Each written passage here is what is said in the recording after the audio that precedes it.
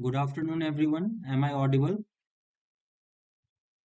Can any of you confirm the message? Okay, thank you.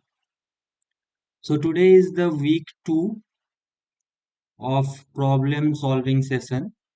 Like we will solve problem based on the week two lecture, and most of the students are joining now. So we'll wait for 1 more minute.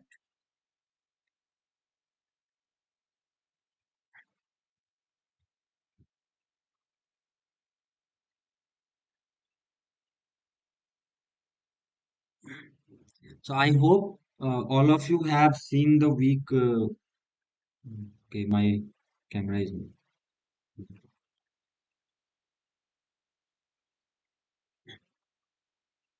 Okay, I hope all of you have seen the week two lecture.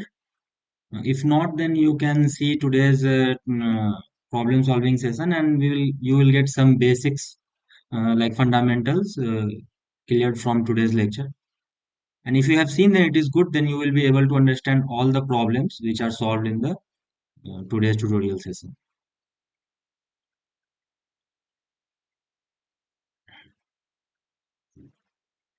We'll wait for 1 more minute as most of the students are joining. We'll start at 3, 2.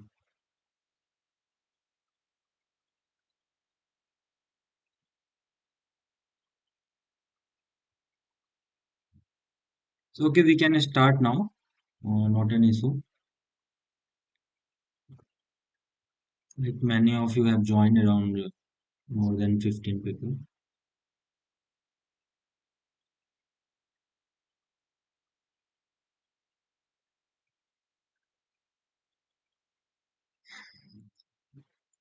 So, like in the first week, you have studied about MP neuron and multi-layer perceptron. Mostly, you have learned about single-layer perceptron. Multi-layer perceptron was some part was in the first week, and second part some part was in the second week. So today we will solve some of the basic questions of multi-layer perceptron, and after that we will see what is sigmoid neuron, like what multi-layer perceptron does not have and how those things can be solved using the sigmoid neuron. So before going to the sigmoid neuron, we will just solve some of the basics question of MLP. So coming to the first question here, like it is given that suppose the number of neurons in the input layer is 8, means it's given that input is there is 8 inputs like x1, x2, x8. Okay, and there is a one hidden layer that is having 5 neurons. So they are asking pick out the maximum number of connections that can exist from the input layer to the hidden layer. So this is our input layer x1, x2, x8. This is our hidden layer that is having 5 neuron, and this is our output. Okay. So they are asking the number of connection.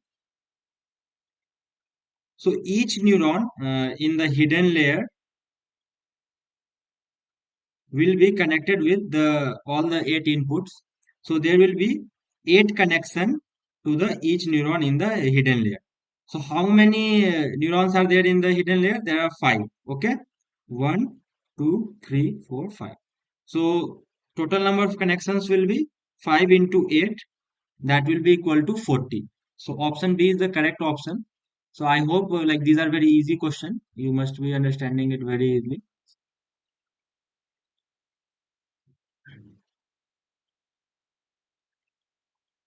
So if anyone have any doubt, they can ask in the chat box. I will be happy to answer that.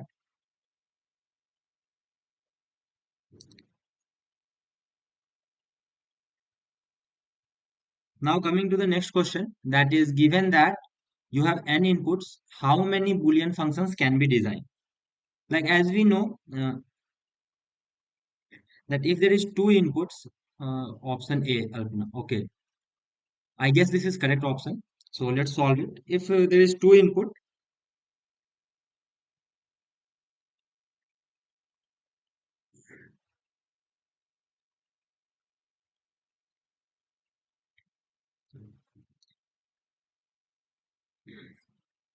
Let's suppose if there is two input, 0 comma 1. Okay, so how many possible number of inputs can be formed using the two given bits? Like there will be four. Okay, that is 0 0, 0 1, 1 0, and 1 1. So these are the two inputs, input 1 and input 2. So now how many numbers of output can be, like how many function can be generated using two inputs? So it depends on like how many different kinds of function can be made. So there is like one OR function you can easily make, that is 0 1 1 1. Now like that there will be AND function. So in AND function it will be 0 0 0 and 1. So like that how many function we can make it? Let's suppose one is XOR, that is 0 1 1 0. So similarly there will be 16 functions, because at this place four uh,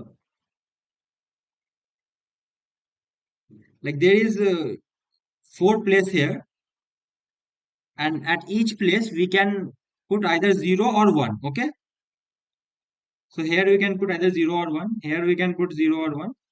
So how many number of combination will be formed here? Like 2 into 2 into 2 into 2, that is 16. Okay, so that is equal to 2 to the power 2 to the power n. N is here number of input, that is either 0 or 1 here it is given. So the correct option will be option A, like most of you have answered. Let's see in the chat box. Yeah, most of you have answered this. It's good. Basically, how many number of function can be formed? So if there are four place here, at each place we can give two inputs. Okay. If there are n inputs, then at each place we can give n number of inputs. So it will be 2 to the power 2 to the power n. Okay. In this case, it is 2 to the power 2 and 2 to the power 2, because there is two inputs, 0 and 1. So if there is n input, the option A is correct. Okay. So now we will see the next question. Before moving to that, we will see some of the basics of perceptron and sigmoid again. Then it will be easy to solve the next questions. Oh, Saurabh Srivastava raised their hand. What doubt?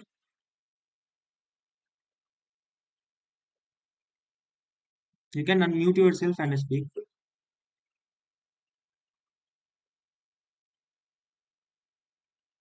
Saurabh, do you have any doubt?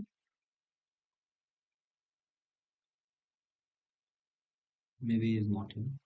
Okay. Either you can write in the chat box, or you can unmute yourself and ask.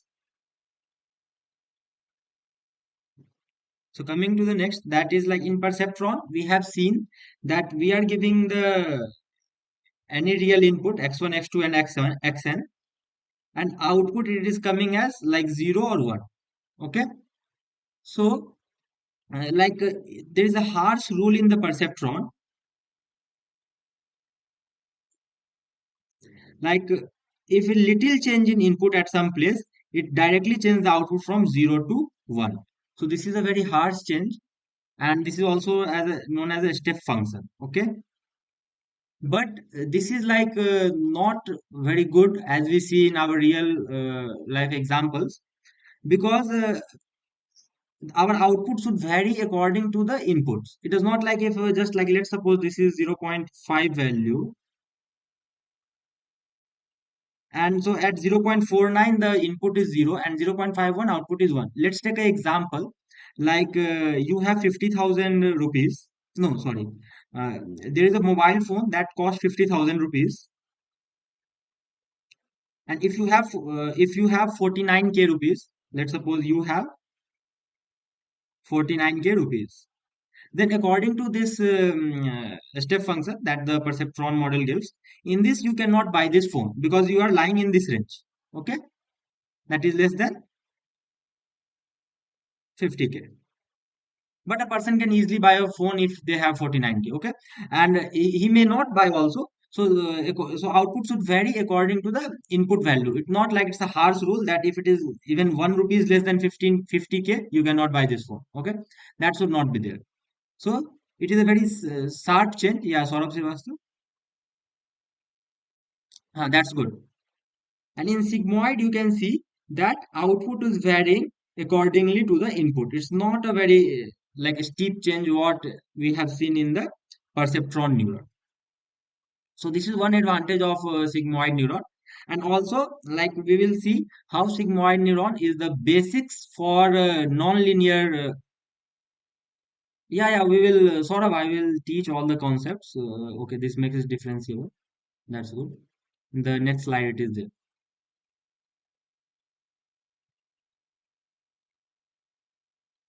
So here our output is like varying according to the input. It's not like a sudden change, like an impulse function or a step function here. In this case, it is a step function as in the perceptron.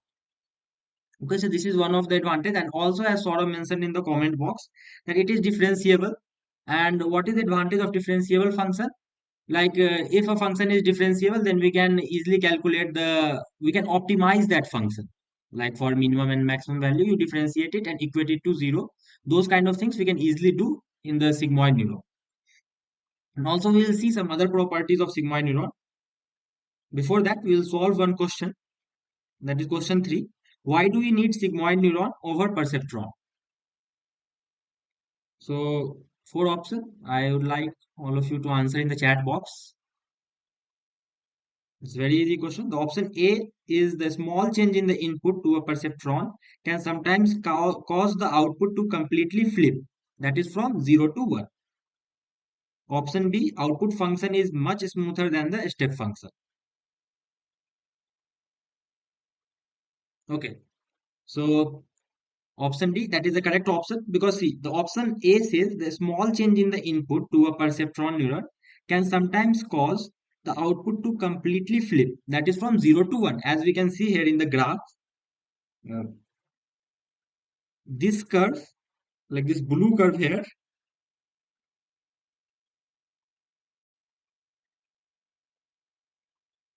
this blue curve here is for perceptron. Here you can see just a little changes in input, like from B minus, this point is B here, from B minus to B plus. B minus is something like B minus delta, and here delta tends to 0. Limits delta tends to 0. So for a small change in B, the output is changing from 0 to 1. Okay, so option A is correct. That's why sigmoid neuron is preferred over the perceptron, because it varies according to the input values. It does not change suddenly. And the option B, that is the output function is much smoother than the step function. Here you can see in the sigmoid neuron, that is the red curve, the curve is very smooth and differentiable at all the points. Okay, so these two are the main advantage of sigmoid. So option A and B both are correct. So our correct option is both. Okay,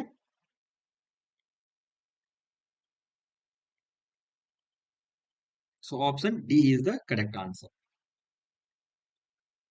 Any doubt in this question number third? Okay, I think most of you have replied also in the chat box. So let's move to question fourth. Now we will see some of the properties of sigmoid function.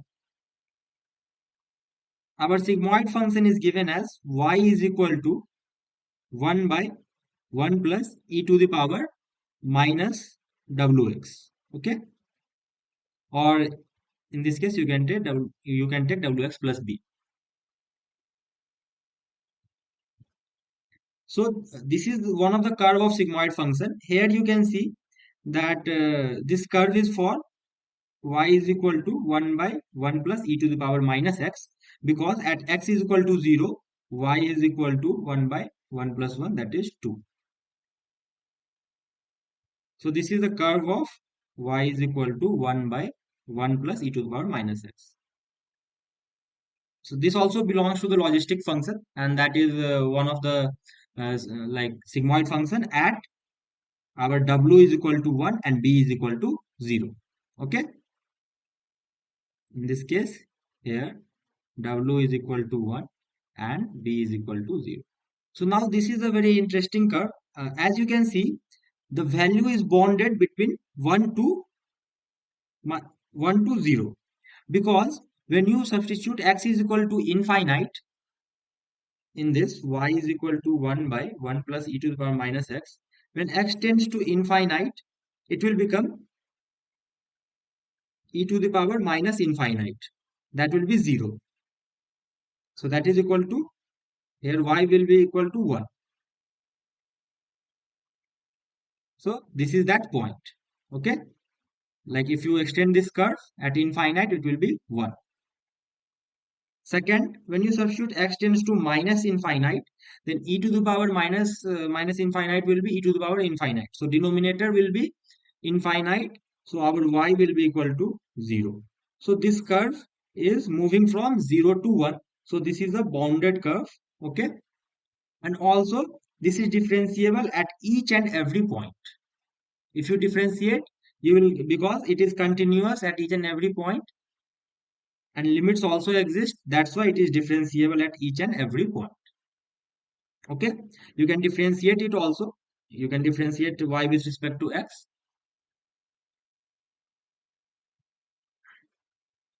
Now next, this is a real function that is defined for all real input values. So like you can see that on the x-axis, for each and every value, the sigmoid function is defined. Okay, and it has a non-negative derivative at each point. Like whenever you find the derivative of this curve, so at each point you will find like the tangent to the curve is like this. So at each point this derivative is always positive. Okay, because dy by dx is greater than 0, or you can just derive it, dy by dx, that will be equal to minus 1 by 1 plus e to the power minus x squared into if you derive that, you will get minus e to the power minus x. So this minus and minus will get cancelled, and you will get e to the power minus x divided by 1 plus e to the power minus x squared. So here you see e to the power minus x is always positive, and 1 plus positive will be always positive in denominator, and a square of that will be always positive.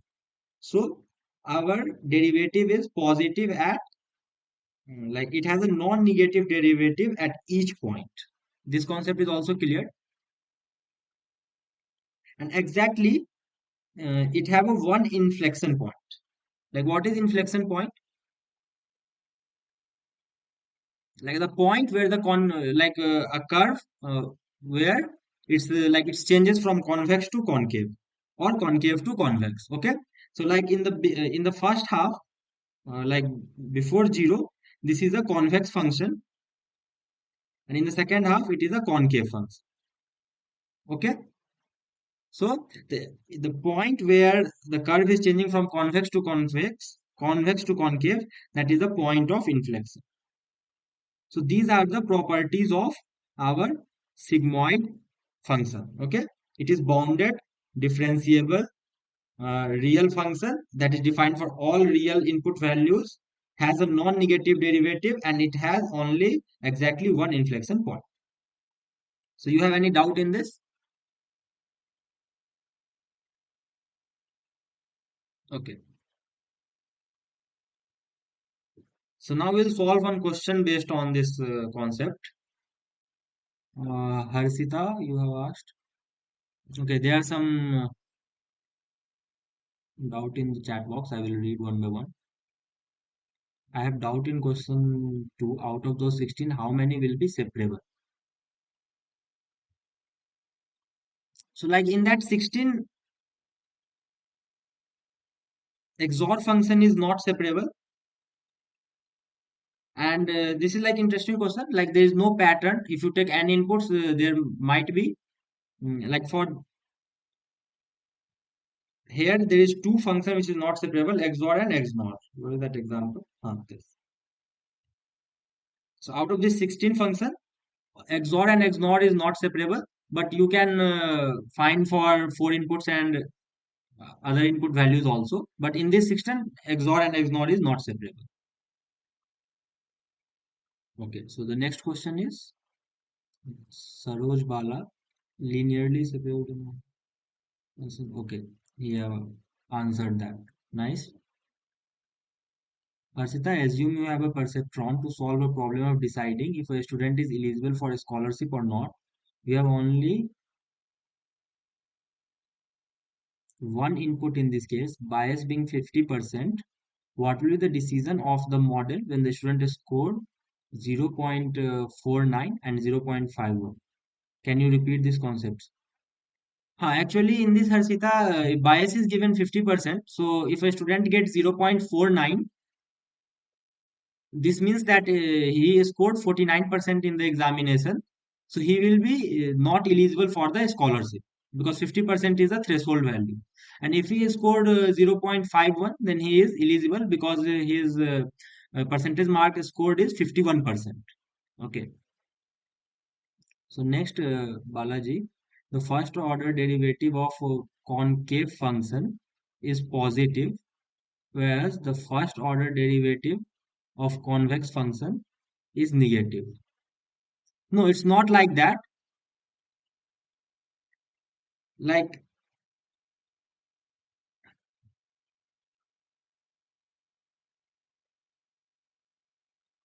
I will just explain this with just open the new slide number 6. Okay.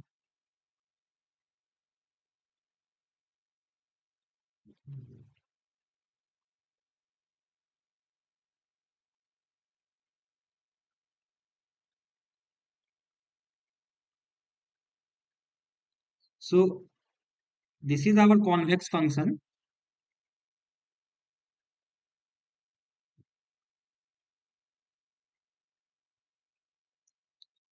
As you can see here, all these points below this, the derivative is negative. Okay.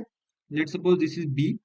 So when x is less than b, dy by dx is less than 0. Okay.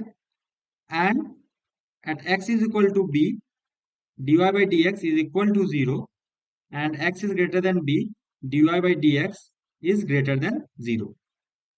So this is for our convex function. Now when you take concave function,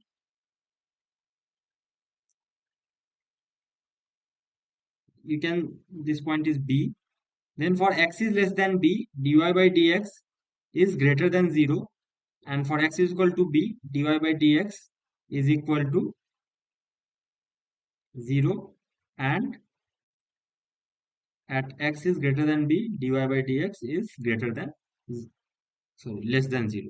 Because in this case you can see when it is greater than b, then this is our slope to this curve. So this will be less than 0. So it's not like the first order derivative of convex concave function is always positive. It changes. Okay. Like for some point b, if the derivative is changing from like negative to positive, then it is convex. And if it is changing from positive to negative, then it is a concave. You can take a definition in this way. Please tell what value of w you have taken here. I guess you are asking in this question. In this question, we have taken w is equal to 1 because our curve is 1 by 1 plus e to the power minus x. So here w is equal to 1 and b is equal to 0. So okay, now we'll solve one question based on this. Okay, thank you, Balaji Ganesh. So the Alpna and Mukesh have replied option D. Let's see. What is the characteristics of sigmoid function? Here is a spelling mistake. So it is a differentiable. Statement 1, differentiable. This is correct. As we have seen, it is differentiable at each point. Statement 2, this is smooth and continuous. It's correct. Statement 3, it is monotonic. As you can see, our sigmoid function is monotonically increasing function. Okay. because at each point the derivative is positive, so it is a monotonic increasing function. So statement 3 is also correct, and derivative is always positive. Statement 4 is the reason of statement 3 also. So all the four statements are correct. Option D is correct. So most of you have answered. That's nice.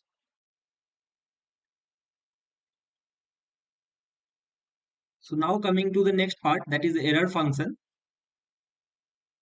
So any doubt in this last question? If anyone have any doubt, then they can ask.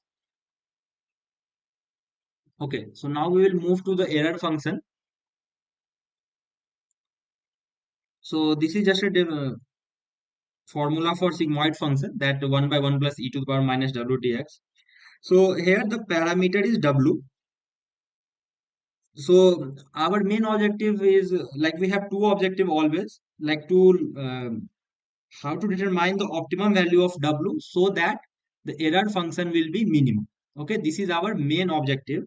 Like the learning algorithm should aim to find a w which minimizes the above function, that is a squared error between y and y hat. Here y hat is the estimated value. Okay, this is the estimated value, and y is the actual value of a function. Then error will be y hat minus y. But why we are not taking the normal error? Can you answer? Like why we are not finding the error in this way, like estimated value minus actual value? Because here our let's suppose if we have got a error 1 as 0.5, error 2 as minus 0.5, then the total error, if you take this, will become 0.5 plus minus 0.5, that will be 0.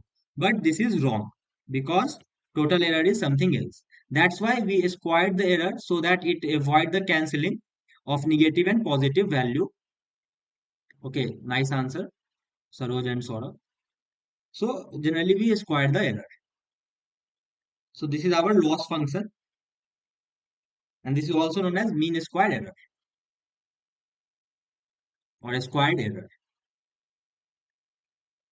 So now we will solve one question based on this.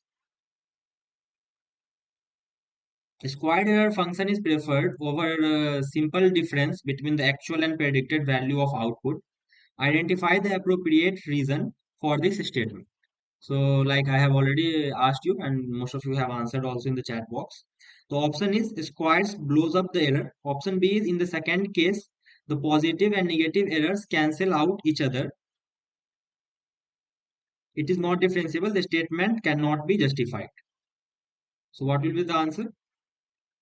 Yeah, correct. Option B, as we have already seen, like if we take normal error, that is actual value minus predicted value, or predicted value minus actual value, and if you sum it, then the positive and negative part will cancel out each other, so our error will be lesser than what we have received. That's why we squared the error to get the actual value of actual estimation of the error. Okay, sorry, this topic is wrong. I will correct it. Identify the statements that are true about learning algorithm. So statement 1, that is maximize objective function. Statement 2, learns the parameter from data. And statement 3, minimize the objective function.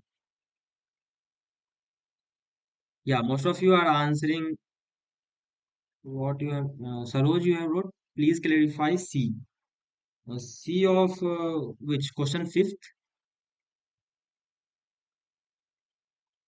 Okay. So a squared error function is preferred over simple difference between the actual and predicted value of output. Identify the appropriate reason for this statement. So it is clear, because if we do not take a squared error, then positive and negative errors cancel out each other. Now you are asking about option C. It is not differentiable. It's not true, because even if you find the squared error, it is differentiable function. This is differentiable, the squared error.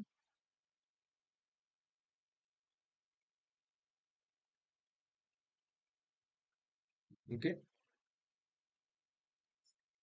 So here we know that our objective function, that is L, that is summation of y hat minus yi whole square. This is a error function. This should be minimum. Okay. We have to find W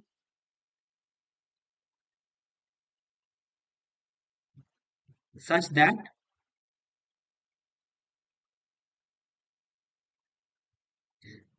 this will be our minimum. Okay. So which option is correct? Uh, Learns the parameter from data. So we have to learn the value of W. So statement 2 is correct. Statement 3 says that it minimizes the objective function. Yes, we have to learn the value of W in such a way that it minimizes this our objective function. This is our objective function. So statement 2 and statement 3 is correct. Like most of you have answered option C. That's really nice. Yeah, someone have doubt? Lokesh, can you ask your doubt?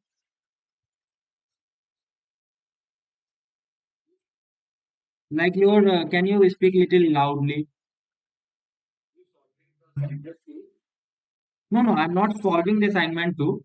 I'm solving questions based on the week two lectures. And your most of the assignments questions are from lectures only. That's why you must be finding some questions are similar. Okay.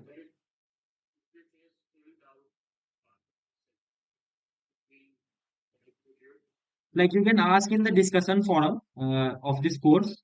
There we can answer. Like there are many tiers. I will see if I will see your doubt, I will reply. Else other TAs can also reply to.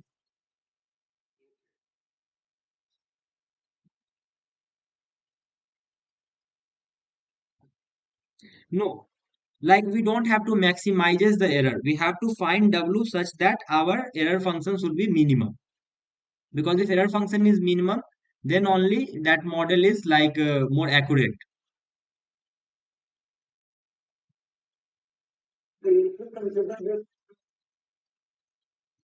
If you can, if you take negative of the objective function, in that case you can maximize it. Yeah, yeah. In convex optimization course, most of the times we do negative and we maximizes. Yeah, that's correct.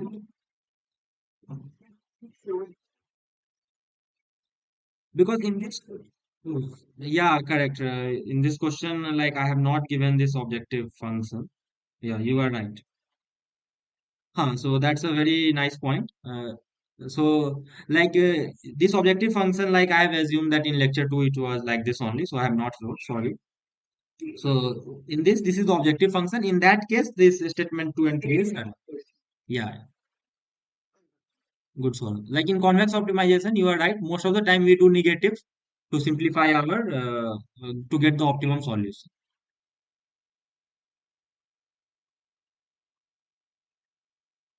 Okay. So now we'll see like how to calculate the loss function. Yes, sir. Just to what is our objective function finally? Is it here our objective function is this. It like in this question I missed to write this objective function, but I have assumed this was the objective question in this for this question. And this is the like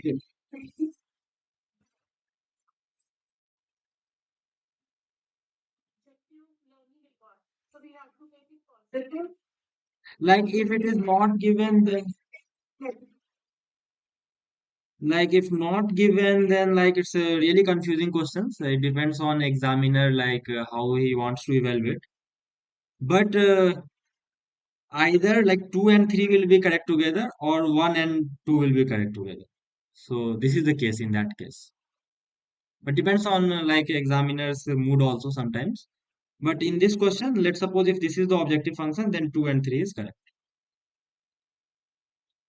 And most of the time they assume like this is the only objective question, objective functions. Like they will mention that for a mean squared error function, like something will be mentioned in the question. In this question, it was not mentioned. So that creates the confusion here. Okay.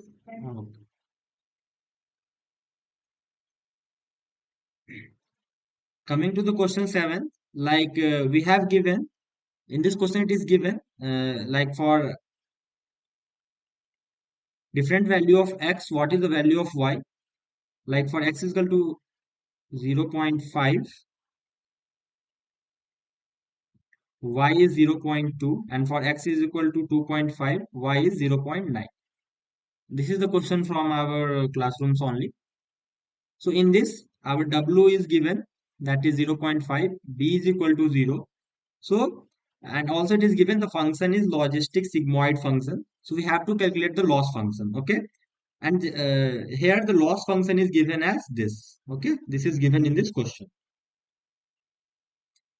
Here half is taken for the simplification. Like when you do derivative, this 2 will come here. So this half and 2 will cut. That's why most of the time we take loss function as this also to simplify our solution, okay? So this is our loss function given in this question. So if we have to calculate what is the total loss, so we can calculate like the actual value minus, you are doing a squared, so you can do anything. Either you do actual minus estimated or estimated minus actual. So this is estimated minus actual squared plus for the second out. Okay. So we have to do this in this question. So it is clearly written in the slide itself.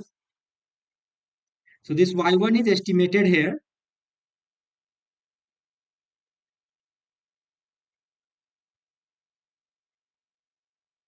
Sorry, y1 is like given in this question. And here is the like notation is missing, like y1 minus y1 hat it should be. So okay, so this y1 is the actual value that is given in this question. That is for x is equal to 2.5, y1 is equal to 0.9. So here we can find the mean square error by this, like 0.9 minus f of 2.5, and we'll do the square of whole part. And for y2, the actual value that is given as 0.2, and what will be the estimated value, that is f of 0.5. So we know that it is in this question it is given the function is logistic sigmoid function. So our y is equal to 1 by 1 plus e to the power minus wx plus b. Okay, so this is also our fx. Now in this, what we can do here, we'll substitute all the value. W is given as 0.5 and b is given as 0. So it will simply become 1 by 1 plus e to the power minus 0.5x. So when you calculate, our loss function will become 0.9, and this f means f of 2.5, like x is equal to, when you substitute 2.5 here, then you will get something around 0.77. So just square it, plus this is 0.2, and f of 0.5, you have to substitute the value of x as 0.5. So and that will be around, if you calculate, 1 by 1 plus e to the power minus 0.25. So let me calculate it. Calculate.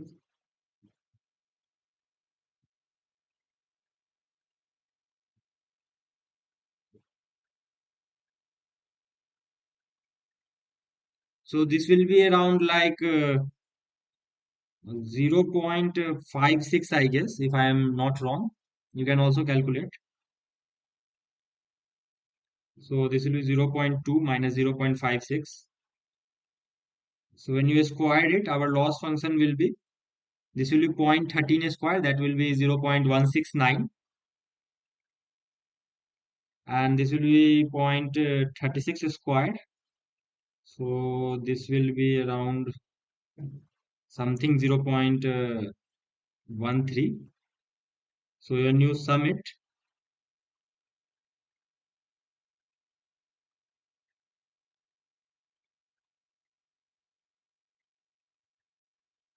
actually this is a little wrong, because if you do 0.9 minus 0.77, you'll get 0.13. When you square it, you'll get 169. So 0.0169, like this. Okay. So 10 will be here. Now when you add it, you will get around 0.14. So the answer will be something near about 0.07. Like this is not the exact value, because I have just calculated some of the value like orally. So maybe some incorrection will be there. Okay. The half in the loss function is there, like to simplify our calculation in most of the part. Like when you differentiate it, we will see in the latter part, then this 2 and this half will get cancelled. And this is the beginning of the course. In future it will like simplify our like most of the steps. It will be easy for us to solve. That's why half is included. There is no rule like a half should be there, because mean square error is directly the actual value minus estimated value ka whole square. So here half is just for our simplification. Like here we will see one question, one of the concepts after that, then you will see what is the requirement of that half. So here question number 8. Yes, Lucas.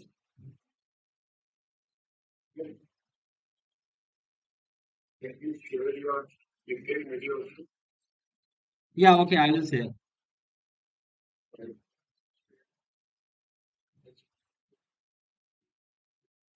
Okay, okay. Okay, I will say it after this question. Saurabh, you have any doubt? You have raised your hand. The next question, seventh question. Yeah. Yeah, how we estimated these values of function at 2.5 and 5? Because these are just approximations over that sigmoid curve. Yeah, yeah. So that's why the real value is given 0.2 and 0.9. So real minus the estimated value, and we do that is only our error. So there we are getting the answer in just one iteration. The method is Yeah. Yeah, no learning involved, because W is fixed here given. mm-hmm. Like if we have to learn W, optimize it also, that we can do. We can differentiate it and equate it to 0. That part also we'll see. But here our W is like fixed. Okay. Coming to the question number 8, that is, which of the following results when the value of B is changed in a sigmoid function given below? So generally the sigmoid curve can be drawn as this.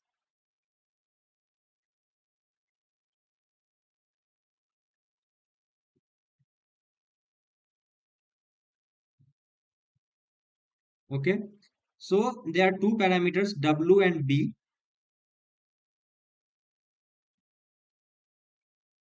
So whenever our like we change the W, then the curve will become more steep. So like it will be like this. Let's suppose this is for our W is equal to 0, and if we do W is equal to 50, then the curve will become like step function. If you increase more W, then it will become a perfect step function. Okay. And what is significance of B here? When you increase B, then the place where this curve is like moving upward, that will shift towards the left side. So that will, if you increase B, Let's suppose here B is like 10, and if here B is 20, so this point will shift here. So we can see the four options are given in this question. Value of x at which transition occurs, like this transition point. This is the point of transition that will shift. Okay.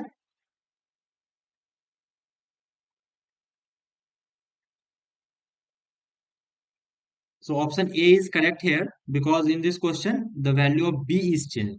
So the transition occurs. That point will slightly drift, and value of W changes. No, that's incorrect because if B changes, B and W is not related here.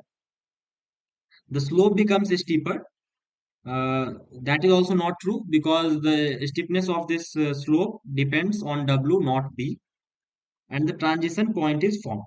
So that we cannot find. So the only thing when B changes, that is the value of x which transition occurs, that is changing. So option A is only the correct option here. Most of you have answered. That's correct. Now in the next question, it is asking which of the following results when the value of W is changed in a sigmoid function given below.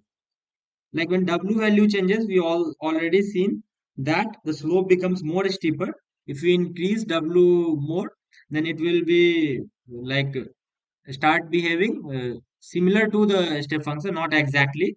So when you increase W too much, then it will be like this. So when W increase, the slope becomes more steeper.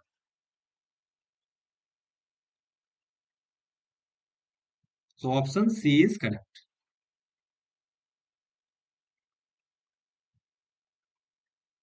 So these all are very simple questions. Now coming to the last, that is question number 10th. Before that, we'll see some of the concepts also. So in this question, this is just related to the gradient descent rule. Like in this, it is asking the condition for the new loss to be less than the current loss. Like our loss function is decreased. So like what will be the direction of u with respect to the gradient for which decrease of loss is maximum. Okay. So initially, let's suppose theta is our parameter, that is W and B value. So some loss is there. So now this theta is changed from theta to theta plus delta theta. Here delta theta is delta W and delta B, that is a slightly small change in W and B. So it's asking in which direction it is changing so that the loss is maximum. So decrease of the loss is maximum. This means the loss will be minimum. Okay. So coming to the like classroom proof, here we will see.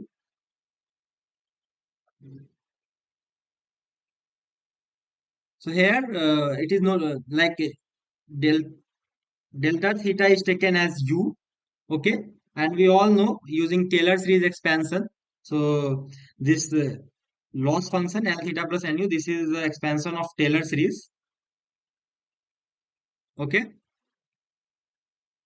So after this, our eta is assumed in this example as a very small value. So in Taylor series, like when you square or do the higher power of some smaller value, the value will decrease a lot. So that will be very small. So this n squared, n cube, and all the higher order terms are neglected. So after that, the significant terms like dominant terms are these two only left. So we will take uh, this as a dominant term, and our loss function will become the summation of first two terms only.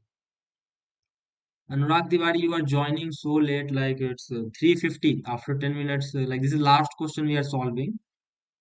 So I request all of you to join like before 3:10 or 3 every day. If you miss one or two questions, that's not an issue. But also this lecture will be uploaded on YouTube and the link will be shared, so not an issue. You can watch it later. That's not a problem. So okay, so we were talking about this loss function. So all the higher power terms will be negligible and will not be taken in consideration. Only the first two terms are the dominant terms.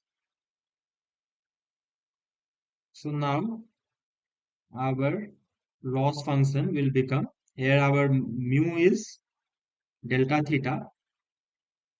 So that will be L theta plus, this is approximately equal to, not exactly, because we have approximated other terms as 0.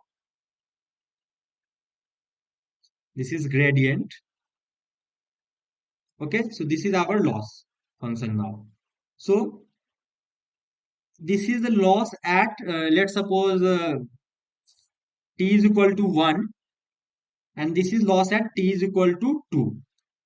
So what is our main aim? That loss at t is equal to 2 should be less than loss at t is equal to 1. Okay. So loss at t is equal to 2, because in the next step loss should be less. That is our main objective. Okay. So this is the next step. So if this loss is lesser than the loss at the previous step, this means this subtraction will become negative. So this is less than 0. Okay. So from here we have got this term. Okay. So we have to do this only, that L theta plus n mu minus L theta should be less than 0. This means loss as the next step should be less than the loss at the previous step. So in this question, now we have to find what is the direction of u with respect to the gradient for which the decrease of loss is maximum. Okay. So we got our objective function. Now we have to find the direction of u. So we'll solve this.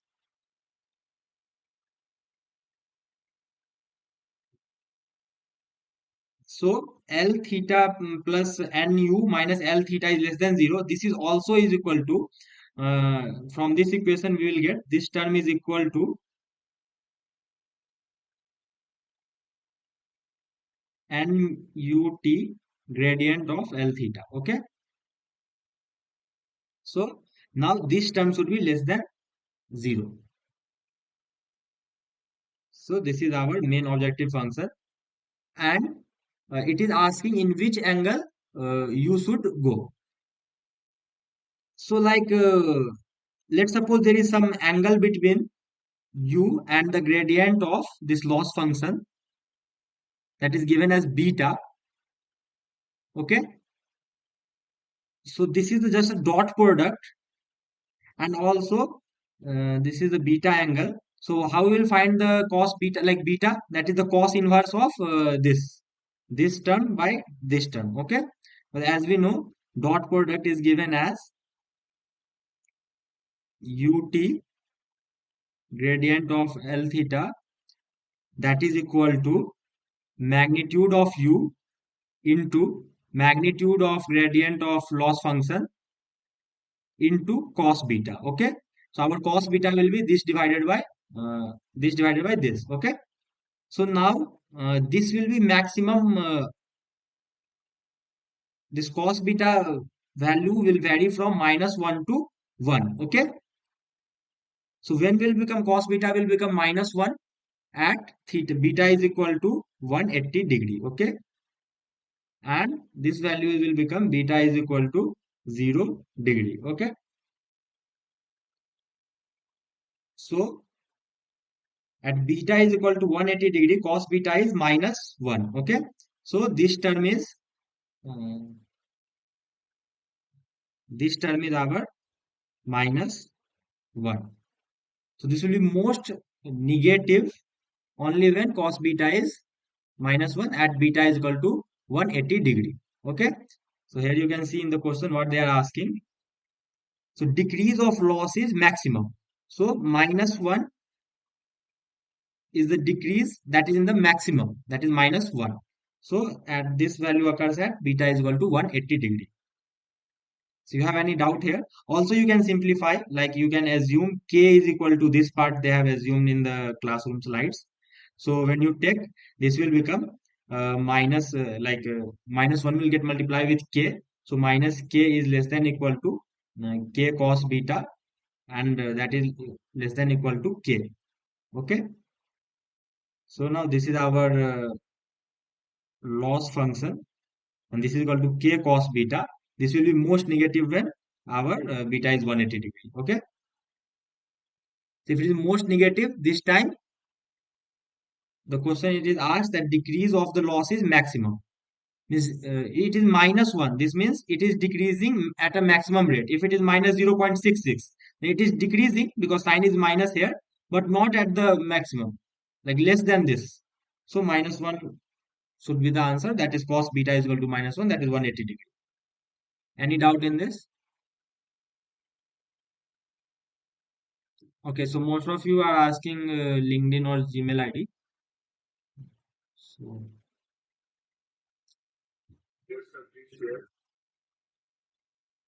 just wait. Uh,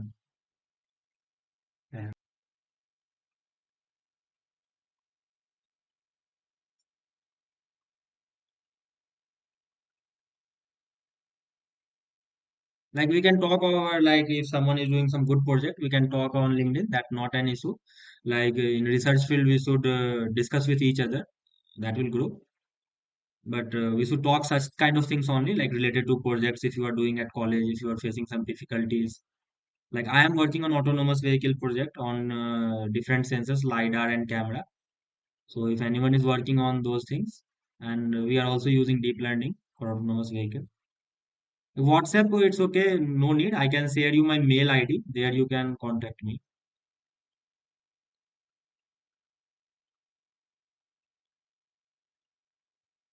So this is my mail ID. You can contact related to your projects, or if you have some doubts in this lecture series, then you can contact me. Okay, so now it's like time is also over, and we had only 10 questions for today. Sir, I had a doubt. Yeah, one more. If you say about the learning rate, Like learning rate concept, it will be taught in next session. So like in the next lecture. So that time we will discuss question based on that also. okay. We'll discuss lots of question on that. So today like time is also over, 1 hour time. So just we are concluding with this. So direction u that we intend to move in should be 180 degree with respect to the gradient. In other words, moving in a direction opposite to the gradient. So in that way, the loss can be minimized. So, okay, thank you everyone for attending today's session. This lecture, recorded video, will be uploaded on YouTube also, and it will be the link will be given on the NPTEL portal. So, thank you everyone. Okay, bye bye. So, we Thank can you. disconnect the call now.